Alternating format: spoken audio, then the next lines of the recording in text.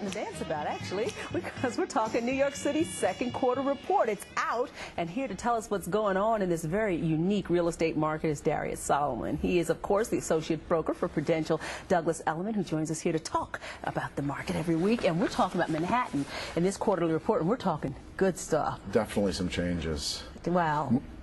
Moving forward, I mean, it's really, we saw continuations as we discussed in past segments, right. How changes from the first quarter led into now the second quarter changes, which were quite strong. And now we're talking strictly Manhattan, not the five boroughs. Yes, the island of Manhattan only. And what we're looking at is an incredible triple digit. A real large change. If we're looking from second quarter of 2006 to 2007, 104% increase in the number of sales. Now, it's always good to look at an annual change, and we'll talk about the quarter as well, but that's really an incredible step forward in time. And what we've also saw is a 30% reduction in the inventory available over that year. So again, this all leads to the movement of the market. Definitely, and it is moving only up.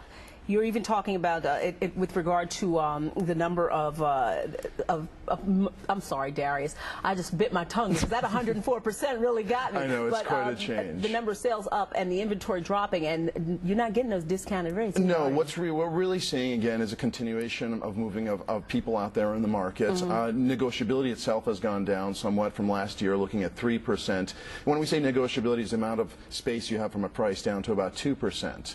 And then if we're looking again at the quarter, if we're looking at the differences between the quarters themselves and the prices, just from the first quarter into the second quarter, we saw about a 13% increase in the number of sales again, and about a 12% reduction in the inventory available. And so it's not staying on the market very long. It's not staying. We saw about 117 days on the market for a property to sell, which is down 4 weeks from that time last year, and even from the last quarter, 10% less. So if we're looking at, again, how long it takes, that really that's a sort of a bell mark of how long people are out there and how quickly an apartment sells. And we were talking about the list prices, and normally you can come in and say, hey, you want 200 grand for that? I'll give you 199. Ain't happening. Well, that's an important thing, and realistic pricing is what also brought people into the market to see less negotiability. And then if we look at some of the changes itself in the price of apartments compared to the last quarter, again, if we look at the studios, one bedrooms, especially in the co-op markets, we saw some changes more so than others. Studios going at $373,000, one bedrooms at about $625,000, and two bedroom at $1,380,000, which we saw increases across the board of 9% and 6%. Now, condominiums, we saw a little bit less of a shift. Again, remember, the New York market is 80% co-op, 20% condo. In studios, we saw the average condo studio going at $512,000, which is actually a slight decrease from the prior quarter. One bedrooms at $828,000, and two bedrooms, which isn't on the screen there, at about $1,750,000, which was a slight increase from the prior quarter as well. So again, this is a continuing trend as we move along into the summer. It's been a little bit. Normally we look at the summer months as quieter. Yes. But being that inventory still remains low, we don't anticipate any sudden shifts in the market.